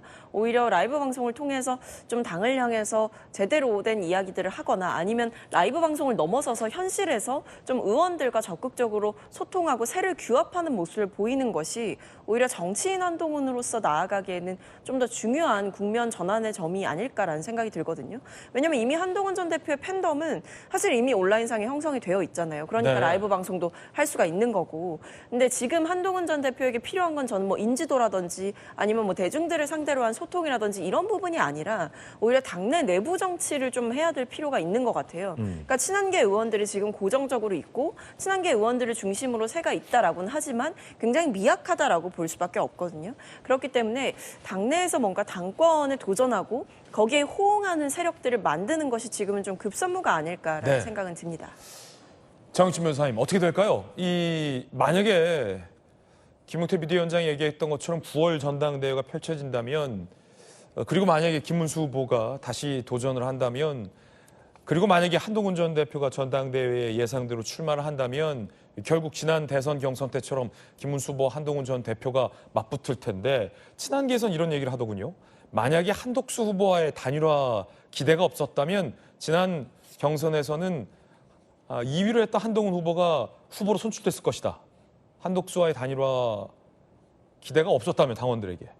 반면 김문수 후보 측에서 이런 얘기를 하더군요. 이번 대선 보지 않았냐? 41%의 지지가 확인된 만큼 한덕수 후보와의 단일화 얘기가 없었더라도 김문수 후보 그대로 선출됐을 것이다. 자, 그렇다면 두 분이 다시 맞붙게 돼요? 글쎄요. 그런데 저는 대선 전하고 대선 후는 상황이 완전히 다른 거 아니겠습니까? 국민의힘이 대선 전에는 여당이었는데 지금은 야당이에요. 그것도 아주 소수 야당 아니겠습니까? 저도 어떤 생각을 하느냐. 만약에 김문수 후보가 단일화 이야기를 하지 않았으면 과연 후보로 선출이 될 수 있었을까? 오히려 만약에 한동훈 후보가 그때 내가 무조건 난 단일화 하겠다 그랬으면 오히려 한동훈 후보가 후보가 될 수 있지 않았을까? 그런 생각도 하는데 그건 대선 전의 일이고요. 대선 후는 완전히 상황이 바뀐 거 아닌가? 저는 개인적으로 그런 생각을 하고요. 그다음에 저 같으면요. 국민의힘 당대표 하라고 해도 하지 않을 것 같은데 왜 그런가? 지금 국민의힘 당대표는요. 굉장히 독이 든 성배 아니겠습니까? 누가 봐도 여기에는 독이 그냥 철철철 넘치는 그러한 잔인데 그걸 굳이 받아 마시려고 하는 게 그게 맞는 것인가? 그 독이 든 성배를 마셔가지고 독이 온몸에 쫙 퍼지더라도 내가 이겨낼 수 있겠다. 그런 사람이면 모르겠는데 그런 부분들에 대한 진지한 고민들이 아마 지금 거론되고 있는 많은 분들한테 그 생각을 하지 않을 수 없을 것이다. 그런 생각 듭니다. 두 분 중에 누가 맡아야 적절하다 보십니까? 저는 뭐 두 분 다 잘 모르겠고요. 그냥 뭐 본인 중에 그 두 분 중에 하시고 싶은 사람이 하시면 낫지 않을까 하는 생각이 드는데 일단은 김문수 후보는 조금 지금 다 그 후보였기 때문에 안 하시는 게 낫지 않을까 그런 생각이 들고요. 그다음에 한동훈 후보도 지금 당대표를 맡는 게 맞을 것인가. 항상 한동훈 전 대표는 사람들이 생각하는 것보다 한 발자국씩 빨랐던 것 같아요. 비대위원장 했을 때도 그렇고 당대표 했을 때도 그렇고 그런데 이번에 또 당대표를 한다라고 하는 게 어떨까? 그거는 뭐 지나고 보면 알겠지만 어쨌든 이런저런 고민이 많지 않을까 하는 생각이 듭니다. 정영진 변호사의 의견이었습니다. 이번엔 저희가 준비한 다음 순서입니다. 뜨거운 소식 3가지 엄선했습니다. 오늘 핫쌈 만나보시죠. 자, 첫 번째 주인공은 이준석 의원입니다. 토론회 발언의 후폭풍이 계속되고 있습니다. 이준석 의원을 제명하라라는 청원이 상당히 많이 올라왔다고 하는데요. 함께 보시죠. 대선 후보 3차 TV 토론회 발언 논란과 관련해서 국회 국민동의 청원이 오늘 오전 9시 기준 40만 명을 돌파했다고 합니다. 모든 시민이 지켜보는 가운데 여성 신체를 공격의 도구로 삼았다라며 이준석 의원을 제명하라라는 거죠. 이 청원 처리 절차는 이렇습니다. 30일 안에 5만 명 이상 동의 시 소관 상임위에 자동 회부되게 돼 있습니다. 심사와 심의를 거쳐서 이송이 됩니다. 그런데 국회의원 제명권 같은 경우는 재적 의원의 3분의 2 이상의 찬성이 필요합니다. 현재까지 제명된 사례는 없다라고 합니다. 그런데 그 청원이 40만 명을 넘어선 겁니다. 자, 결국 여러분들도 기억하시다시피 3차 TV 토론회에서의 그 발언, 이제 그 발언이 국민청원이 이렇게 올라오고 있는 건데 이준석 의원의 입장은 뭘까요? 이준석 의원 얘기 들어보시죠. 불편함을 느낀 국민들에게 사과를 했고 다시 돌아가면 그 발언은 안 할 것이다라면서 이른바 후회를 하기도 했습니다. 들어보시죠. 정제하고 순화해도 한계가 있었습니다. 그마저도 불편함을 느끼신 많은 국민들께 진심으로 사과드립니다.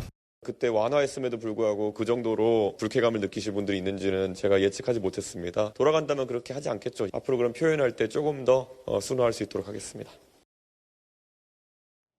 조김 변호사님, 이준석 의원은 후회하고 있고 반성하고 있는 것 같은데 이준석 의원 주변의 개혁신당에서는 아니 무슨 이게 의원직 제명이냐라며 일종의 어떤 정치적 움직임에 대한 의심 목소리도 나오고 있는 것 같아요. 청원에는 의원 소개 청원이 있고요. 국민 동의 청원이 있습니다. 이건 국민들이 자발적으로 내고 있는 겁니다. 이제야 그 3차 토론 당시에 본인의 발언이 얼마나 심각한 발언이었는지 실감하는 것 같습니다. 그러니까 발언 자체도 너무 폭력적이어서 문제가 있었지만 그 뒤에 그 다음 날, 그 다음 날까지 이준석 의원의 대응하는 모습을 보면서 국민들은 더 분노하지 않을 수 없었는데요. 그 내용이 어떤 의도로 한지도 국민들은 다 알고 있습니다. 그러면 그냥 깔끔하게 사과하고 잘못됐다. 그때 얘기했어야 됩니다. 그런데 그 다음 날은 뭐라고 했냐면 순화된 표현이다. 맞지 않느냐. 그리고 주장하면서 여기에 어디에 혐오적 표현이 있느냐라고 또 주장을 했습니다. 그리고 이튿날 사과를 했습니다. 사과를 했는데 국민들에게 사과한 게 아니었습니다. 당원들에게 사과했습니다. 그때 아마 일부 탈당하는 이 당원들이 생기고 그게 탈당 러시로 이어질 것 같으니까 당원들에게 사과한 겁니다. 그러니까 그 당시 또 선거 기간 내내 이 발언의 심각성, 국민들이 느꼈을 어떤 충격과 이 부분에 대해서는 전혀 생각하지 않고 오히려 정치적 계산만 계속 하고 있었던 겁니다.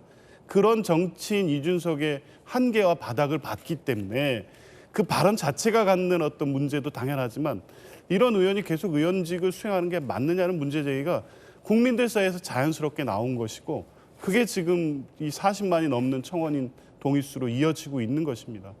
지금 와서 이제 사과하고 이걸 정치 공세로 치부해서 될 일이 아니라는 것을 본인 스스로가 느낀다면 그걸 국민들께 한 번의 기회를 더 달라는 더욱더 진솔한 사과, 그 본인의 행동에 어떤 문제가 있었는지에 대한 확실한 성찰 이런 게 전제되지 않으면 실제 저런 방식을 통한 제명이 지금까지 이 국회 역사상은 없었지만 첫 번째 대상이 될 수 있다. 그 정도로 심각한 사안이라는 거를 분명히 좀 인식했으면 좋겠습니다. 예, 곽태균님 어떻게 보십니까? 이게 뭐 제명까지 돼야 할 일인가와 관련해서 민주당 내부에서도 의견이 다양한 걸로 보도가 되고 있는데 곽 의원님 어떻게 생각하십니까? 그러니까 이준석 그 대표의 발언, 후보의 발언 굉장히 잘못된 건 맞죠. 누가 봐도 좀 과한 발언이었고 또 불쾌감을 유발하는 발언 맞죠. 정치인은 정치인으로서 책임을 지는 거니까 앞으로 한 10년, 20년 동안 계속 이준석 의원을 따라다닐 그런 부분이 아닌가 생각이 듭니다. 다만 국회에서 국민의 선택을 받아서 국회의원이 된 국회의원을 제명할 때는 3분의 2 이상, 그러니까 지금 200명 이상의 국회의원이 동의를 해야 제명을 할 수 있는 거죠. 근데 그런 역사적인 유례도 없는 그런 국회의원 제명을 할 만큼의 사안이었느냐 하는 것은 조금 냉정하게 봐야 될 것 같고 다만 지금 국민들께서 40만 명 이상 청원을 했기 때문에 예. 저 부분은 국회에서 아마 운영위에서 아마 논의는 될 것 같은데요. 논의는 진행되지 않을까 생각이 됩니다만 그렇게 국회의원을 제명할 정도의 사안인 거는 인간은 다시 한번 생각해봐야 될 것 같습니다. 그렇군요. 자, 결국은 이 키는 민주당이 쥐고 있는데 의석수도 많기 때문에 박성민 최고님, 민주당에서는 어떻게 할까요? 글쎄요, 뭐 일단은 이게 징계안이 제출이 된 게 이미 있고 그리고 국회 청원이 이제 신청이 됐기 때문에 절차에 따라서 소관상임위에 회부돼서 진행이 될 텐데요. 예, 국회의원 징계를 할 때는 이제 최고 수위가 제명인 거고 그건 네. 재적 의원 3분의 2 이상이 동의를 해야만 가능한 일이라서 사실 전례는 잘 없는 상황입니다. 근데 다만 뭐 회의 출석 30일 정지라던가 뭐 아니면 회의에서 사과한다던가 그러니까 여러 가지의 징계 수위가 있기 때문에 좀 검토를 거쳐서 결과가 나오지 않을까라는 생각이 드는데 사실 저는 지금 이 상황에서 중요한 건 국회에서 제명이 되느냐 안 되느냐 보다도 이 정도로 이 이준석 의원에 대한 제명 청원에 이렇게 몇십만 명이 동의를 한다라는 이 상황 자체에 집중해야 된다고 봅니다. 전 이건 이미 국민들로부터 사실상 정치적으로 제명을 당했다 이렇게 볼 수 있을 것 같아요. 그러니까 국회에서 제명을 당하는 것도 중요하지만 그 이전에 이미 국민들로부터 멀어지고 국민들에 의해서 정치적으로 심정적으로 제명을 당했다라고 한다면 이준석 의원의 앞으로의 정치 행보는 저는 사실 쉽지 않다라고 보고 있습니다. 그리고 여전히 이준석 의원이 뭐 앞에서 본 영상에서는 어떤 본인의 발언에 대해서 잘못했다라고 이야기를 했지만 그 영상을 쭉 뒤까지 보시면 저는 쭉 봤거든요. 그 뒤에 뭐라고 얘기를 하냐면 어쨌든 검증이 필요한 부분이었다라고 이야기를 한단 말이에요. 그러니까 아직까지도 사실 아뜨거를 해서 이제 사과를 하기는 했지만 여전히 필요한 발언이었다라는 본인의 생각에는 크게 변화가 없는 상황이다라는 점을 읽을 수 있는 대목이고 이미 그 발언을 해놓고도 이렇게까지 문제가 될 줄은 몰랐다라는 식의 이야기가 나온다는 것 자체가 국민들의 마음을 읽지 못하고 국민들이 본인의 발언으로부터 느낄 불쾌감에 대해서 전혀 생각해보지 못했다는 게 사실 정치인으로서의 자격이 좀 부족하다 이렇게 볼 수밖에 없을 것 같습니다. 네, 박성민 최고의 의견 전해드렸습니다. 뜨거운 소식 함께하고 있습니다. 두 번째 사건 만나보시죠. 현직 시의원이 이 누리꾼과 막말 설전을 벌였다라는 논란이 일었습니다. 어떤 대화를 주고받았길래 함께 보시죠. 자, 이준석 학벌 높을지 몰라도 결국 시험 잘 본 사람일 뿐이라는 댓글에 이단비 인천시의회 시의원이 댓글을 답니다. 넌 학벌도 안 좋지. 그러자 다시 누리꾼 시의원이라는 인간의 수준을 보소. 그러자 다시 이단비 시의원 10대 때부터 어떻게 살았길래 그 모양. 극좌들은 직업이랑 학교 물으면 왜 부들거리냐 라고 댓글을 달았습니다.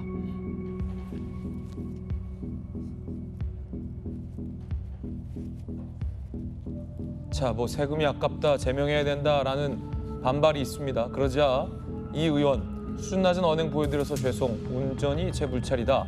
제명 촉구 게시물까지 나왔다고 합니다. 여기도 제명인데 정혁진 변호사님, 네네. 갑자기 왜 이렇게 이 시의원이 이른바 급발진을 했을까요? 이게 유권자들인데 네네. 누리꾼에게 넌 학벌도 안 좋지? 라는 말이 왜 나왔을까? 갑자기 이준석 의원에 대한 비판에 대해서 이른바 공격을 한 건데 네네. 이단비 의원이요? 네. 글쎄요, 저는 그래서 저 이단비 시의원이 어떤 분인지 잘 몰라가지고 네. 한번 찾아봤더니 이단비 의원 학벌 좋더라고요. 그러니까 이른바 명문대학교 나오고 그 다음에 이제 우리나라에서 굉장히 좋은 로스쿨 출신이고 그래서 지금 변호사이고. 아, 변호사입니까? 그 다음에 이제 정치도 하고 이제 그런 분인데 그러니까 지금 그 학벌 이야기하면 지금 뭐 이준석 그 의원 관련해 가지고 이야기를 했지만. 우리는 저 조금 전에 보지 않았습니까? 유시민 작가가 결국은 학벌 이야기했던 거 아니었습니까? 그러니까 서울대 나오고 그다음에 좋은 대학 명문대 나와서 뭐 명문대 로스쿨 나오고 이런 사람들이 학벌 이야기를 하면서 은근히 다른 사람들 비하하는 그러한 이야기가 그러한 풍조가 우리 사회에 상당히 만연해 있는 것이 아닌가. 저는 굉장히 좀 문제가 많다 이런 생각이 들고요. 이 부분에 대해서는 뭐 여기에 대해서 또 제명까지 해야 되느냐 그것까지는 모르겠는데 그거는 과하다는 생각은 드는데 이단비 시의원은 정말로 모든 사람들 앞에 제대로 된 사과를 해야 되지 않을까 그런 생각이 들고요. 그다음 저런 마음 그 자세를 가지고 어떻게 정치를 하려고 하나 그런 생각도 듭니다. 예, 곽 대표님 어떻게 보십니까? 이단비 시의원 저분은 잘 모르는데 아마 빨간 저 목도리 하고 나온 걸 봐서는 국민의힘 소속이 아닌가 생각이 드는데 맞습니까? 네, 국민의힘 소속입니다. 네, 근데 있을 수 없는 발언을 했다고 생각을 하고 그것도 SNS에다가 그렇게 올려가지고 그 영원히 기록이 남는 거잖아요. 그러게요. 근데 저런 것을 올리는 정도의 상식을 가진 사람이 어떻게 인천에서 시의원을 할까 하는 좀 안타까운 생각이 드네요. 항상 정치인들은 이 말이라고 하는 게 한 번 나가면은 담지를 못하잖아요.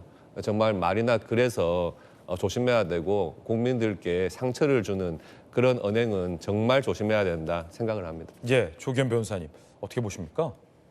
글쎄요, 저 아직 저런 그 의원이 현직에 있다는 게 참 납득이 안 되는데요. 무슨 요새 뭐 워낙 정치 상황이 대선이라는 이 격변의 정치 일정 안에 있었기 때문에 다소 어떤 이 정치적 반대 세력에 대한 어떤 적대감 같은 게 과하게 표현된 것 같습니다. 근데 저 표현된 내용을 보면 그런 차별의식 같은 게 너무 뿌리 깊은 것 같아요. 그러니까 뭐 어떤 식의 어떤 정치적 책임을 지게 될지는 모르겠습니다만 저런 게 이 하나 광역 단체 시의원의 발언이긴 하지만 정치 일반이 그런 게 아니냐는 비판까지 확대될 수 있기 때문에 다른 분들도 역시 매우 신중해야 될 것 같고요. 특히 저런 혐오적 발언 이런 게 정치에서 계속 요즘에 문제되고 있지 않습니까? 뭐 갈라치기, 세대, 계층성, 지역 뭐 이런 문제를 어느 때보다 하나로 모아야 될 때 뭐 인천 또 인천대로 그런 뭐 정치적 과제가 있을 텐데 저런 정치인의 저런 발언은 뭐 어떤 식으로든 정치적 책임을 통해서 정치인이 얼마나 언행에 신중해야 될지에 대한 교감을 좀 세울 필요가 있어 보입니다. 네. 자, 패널들의 의견 전해드렸습니다. 뜨거운 소식 함께하고 계십니다. 세 번째 주인공 만나보시죠. 네, 한 30대 남성이요. 마을버스를 훔쳐서 북한으로 가기 위해서 통일대교로 돌진을 했습니다. 작년에 이 남성 결국 현장에서 총을 든 군인들에 의해 현장에서 저지가 됐고 체포됐는데 법원이 형을 최근 선고했습니다. 일단 이 남성이 마을버스를 훔치는 영상 CCTV가 입수됐습니다. 함께 보시죠. 지난해 10월 1일 새벽 불이 꺼진 마을버스 차고지입니다. 후드 티셔츠를 입은 남성 한 명이 들어옵니다. 두리번 거리며 주변을 살피고 버스 창문을 확인해 보기도 합니다. 수상하죠? 잠시 후 미등에 불이 들어온 한 대가 차고지 바깥으로 유유히 빠져나갑니다. 이 30대 남성이 마을버스를 훔쳐서 어디로 향했을까요? 그리고 이 남성의 정체는 누구였을까요? 사건의 전말 함께 보시죠. 알고 봤더니 탈북민이었어요. 해명을 이렇게 합니다. 북한에서는 하루 이상 굶어본 적이 없는데 여기 한국 왔더니 일주일 동안 아무것도 못 먹었다. 돈 없으면 죽겠다는 생각이 들었다. 2011년에 탈북 후 일용직 생계 유지했어요.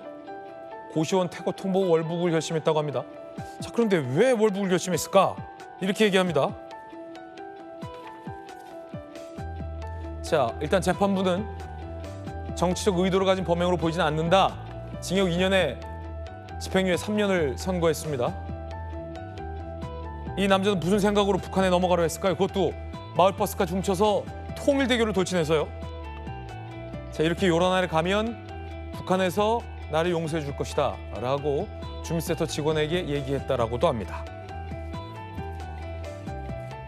좀 여러 가지 복합적인 생각이 드는데 일단은 이 탈북민이 모르던 것, 몰랐던 건 저렇게 북한으로 가도 용서해 주지 않습니다. 북한은. 특히 김정은 체제에 들어서 탈북민에 대해서 변절자로 규정하고 강하게 이 처벌의 수위를 높이고 있는데 저렇게 마을버스 훔쳐서 요란하게 북한으로 넘어갔다? 그 순간은 북한이 이용할 수 있어도 용서해 주지 않는다는 것. 이 두 번째는 조금 안타까운 측면도 있습니다. 한국에서 밥벌이가 쉽지 않았다라는 것. 일주일간 굶었다라는 생활고를 했다는 건 안타깝습니다. 근데 세 번째는 정말 저분이 한국 사회에서 적응하기 위해서 최선을 다했을까 하는 안타까운 생각도 듭니다. 여러 가지 망감이 교차하는데 자, 박세웅 최고 어떻게 보십니까?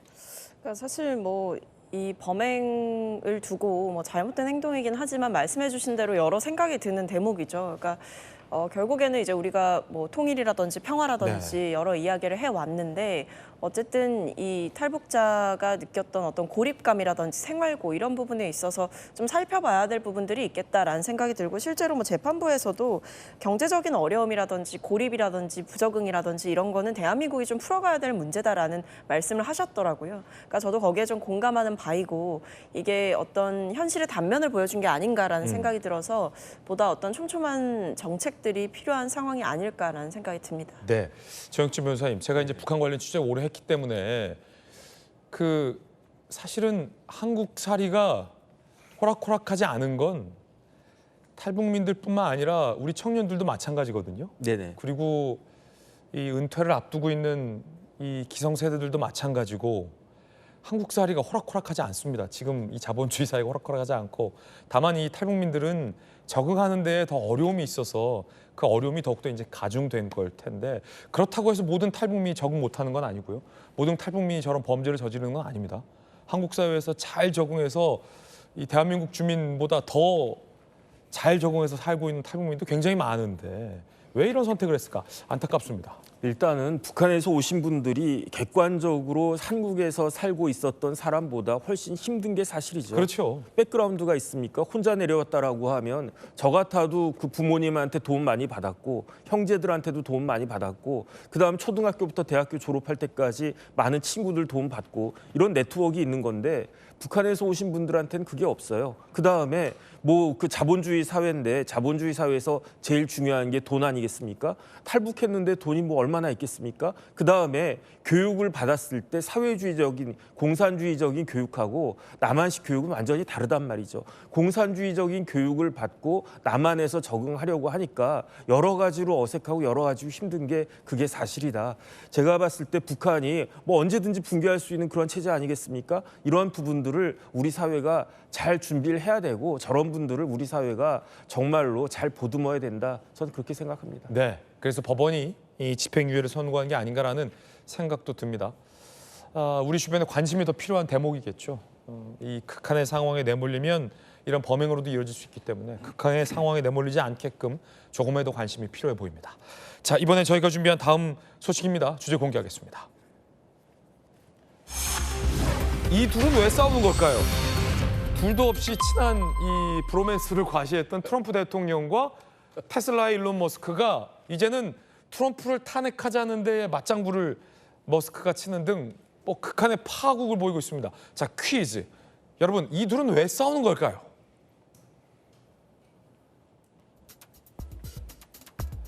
일단 지난 5월이었죠. 미 정부 효율부 수장직에서 사퇴했습니다. 그리고 나서 돌연 일론 머스크가 트럼프 대통령이 추진하는 가장 크고 아름다운 법이다라고 트럼프 대통령이 이름 붙였던 감세법에 대해서 역겹고 혐오스러운 거다. 법안을 죽여라!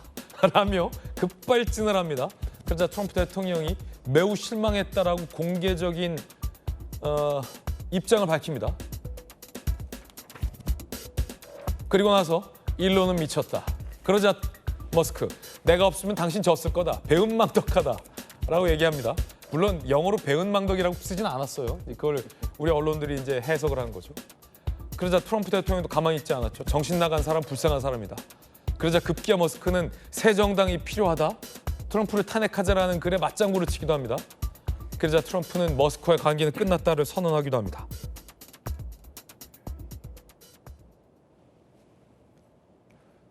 트럼프 대통령의 얘기 들어보시죠. You know, Elon's upset because we took the EV mandate and, you know, which was a lot of money for electric vehicles. Elon and I had a great relationship. I don't know if we're well anymore, but I'm very disappointed because no, I don't have any plans. A lot of reporters say yes to the same question. No, I don't. I'm not even thinking about that. 이 전기차 정책을 우리가 철회했기 때문에 일론이 화가 난 거다, 실망했다, 앞으로 대화 안 한다라고 절교를 선언했습니다. 자, 그러자 이 일론 머스크가 뭐 이런 사진과 과거의 일들을 다시 끌어올리기도 했다고 합니다. 트럼프 대통령을 겨눈 건데요. 함께 보시죠.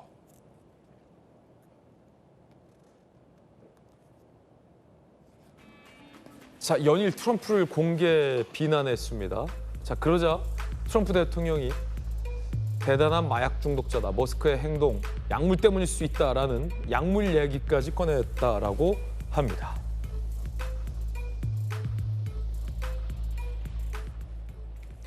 자, 이 둘은 사이가 매우 좋았습니다. 과거 이제 사이가 좋았었을 때는 이런 얘기들도 오갔습니다. 브로맨스를 뽐냈던 두 사람입니다. 자, 당선 후에 트럼프 대통령의 가족 별장에도 이제 참석해서 거의 뭐 가족의 대우를 받기도 했었습니다.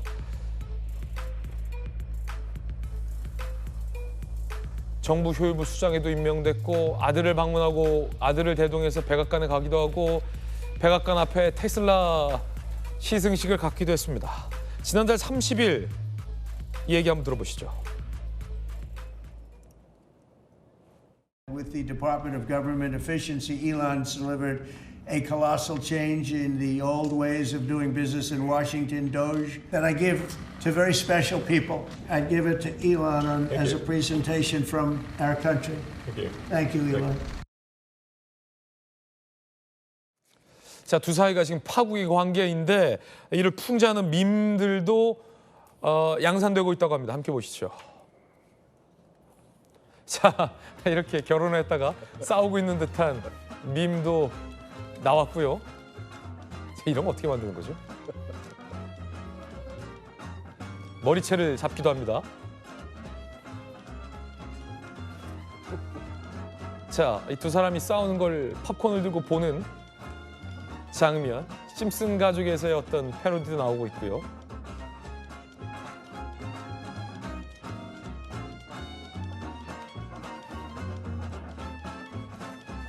조기 변호사님, 일단 뭐 감세 법안이 이 충돌의 표면적인 이유 같기도 한데 테슬라에게 피해를 줄 걸로 예견이 되는 감세 법안을 이제 트럼프 대통령이 밀어붙인다. 이에 대한 반발. 근데 근원적으로 이 트럼프 정부 내에서 본인이 설 자리가 이제 없어졌다. 트럼프 대통령의 참모들과 머스크가 공개적인 설전을 벌이기도 하지 않았습니까? 그런 것도 좀 영향을 미친 것 같고 왜 싸우는 겁니까?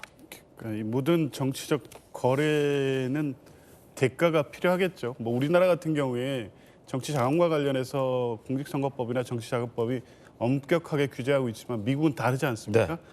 지금 뭐 확인된 바에 의하면 일론 머스크는 지난 대선 때 이 트럼프 측에 거의 한 3,400억 정도를 지원했다고 하니까요.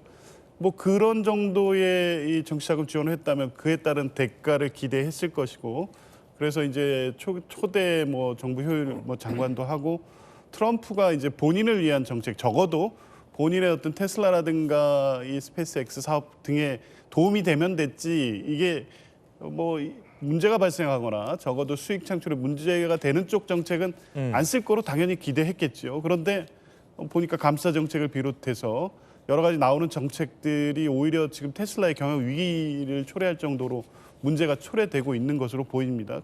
그러면서 자연스럽게 정부직을 사퇴했고, 사퇴하면서 더 이상은 뭐 안 쓰겠다는 건 아니고 줄이겠다고 했는데 트럼프 쪽의 어떤 정치자금 지출을 줄인다고 발표했습니다.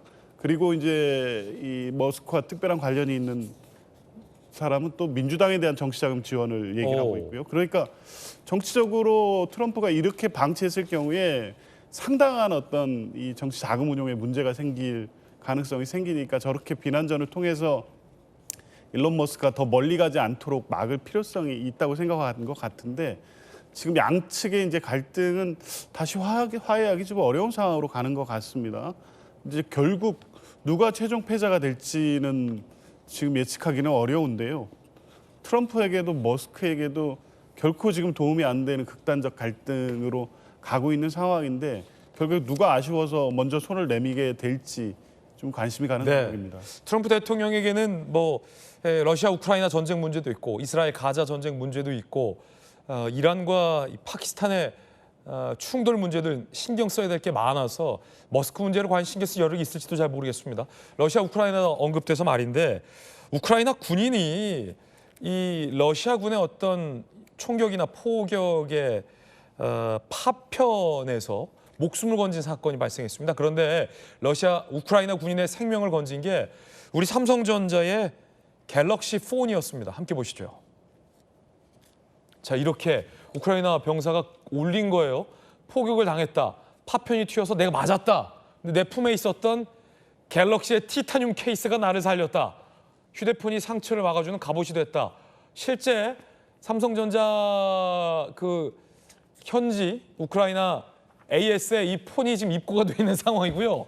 삼성전자는 감사의 의미로 무상 수리를 해주겠다라고 합니다.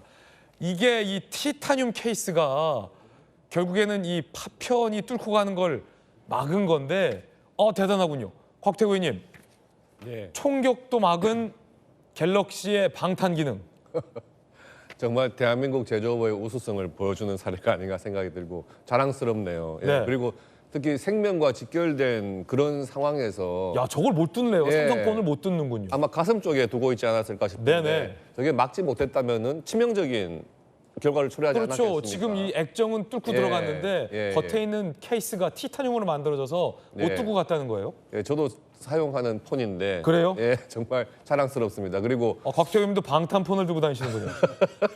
그리고 저 삼성에서 저렇게 예, 무상으로 수리뿐만 아니라 또 무상으로 제공해 주는 것도 한번 생각해 보셔야 되지 않을까 생각이 드네요. 아, 무상 수리가 아니라 무상 제공. 예, 예. 이 정도면 새 무상 제품으로. 제공해도 되죠. 예, 예. 얼마나 홍보가 됩니까? 그렇습니다. 예. 정영진 변호사님. 저도 비슷한 경험 한 적이 있어요. 그래요? 이 핸드폰인데요. 네. 제가 이 핸드폰 길가에다 떨어뜨렸거든요. 네. 찻길에다가 차가 수십 대가 이걸 밟고 지나갔는데 예. 그런데 망가지지가 않았어요. 그래요? 망가지지 않고 계속 작동을 해가지고 제가 찾을 수 있었거든요. 그때 그 변호사님 남산 터널에다 떨어뜨린 폰이 그거예요? 맞습니다. 그런데 물론 이제 액정을 교환을 했는데 그 차 위에 올려놓은지 모르고 타고 출발해서 거기다 떨어뜨린 그 폰이죠? 맞습니다. 그런데 저는 유상 수리를 해주더라고요. 무상은 아니고 유상. 그런데 당연히 그럼 변호사님 과실이니까 유상 수리를 받아야지 어디 무상을 기대합니까? 근데 어쨌든 차가 네. 수십 대가 이 핸드폰을 밟고 지나갔는데도 작동될 정도로 핸드폰 굉장히 탄탄하다. 저도 방송 끝나면 연락 올 것 같은데 그래. 삼성에서. 어디다 흘렸는지 몰랐는데 그 사모님이 위치 추적 기능을 깔아놔서 그걸로 찾았다는 그 폰 말이죠? 맞습니다. 네네. 어쨌든 대단합니다. 많은 생략된 얘기들을 제가 알고 있어서 네네. 티타늄이 말이죠. 그 동일 철에 비해서 강도가 훨씬 더 세다라고 해요. 박쌤 최고님. 그래서 같은 강도를 택했을 때 무게는 가볍고 같은 비중을 사용했을 때는 훨씬 더 세고 방탄 기능 앞으로 추가해야 될 것 같아요, 삼성이. 네, 그러니까 이게 굉장히 좀 신기한 일이기는 하죠. 몇 번 있었거든요, 갤럭시 네. 폰이 막은 게. 그래도 어쨌든 진짜 놀랍다라는 생각이 들 정도로 그렇게 탄탄한 소재라는 것은 저 때도 그렇죠. 막았어요. 그러니까 저희가 알고는 있지만 막상 저렇게 이제 현실로 드러나서 보는 거는 또 느낌이 좀 다르지 않습니까? 방금 이제 영상에도 나오고 있는데 저렇게 박혀서 막았다라는 거죠. 그래서 예. 지금 보면 뭐 우크라이나 삼성전자에서도 무상 수리를 하겠다라고 이야기를 하고 있는데 진짜 엄청난 케이스가 계속 만들어지고 있는 상황인 것 같고 아마 이런 부분들까지 포함해서 어떤 저 제품의 저력이라든지 이런 게 더 알려지지 않을까라는 생각이 듭니다. 네. 의외의 삼성이 우크라이나에서 많은 병사들을 살리고 있군요. 어쨌든 우리 기업의 기술력이 해외에서도 극찬을 받고 있다니 기분이 좋은 일입니다. 저희들은 60초 광고 보고 돌아오겠습니다. 잠시 후에 뵙겠습니다. 예, 오늘 저희가 준비한 소식 모두 다 전해드렸습니다. 잠시 후 아래의 주소에서 김진의 더 라방 시작합니다. 못다한 이야기 최고의 전문가와 함께합니다. 잠시 후에 뵙겠습니다. 오늘 하루는 분명 어제보다 나을 겁니다. 좋은 하루 되십시오. 고맙습니다.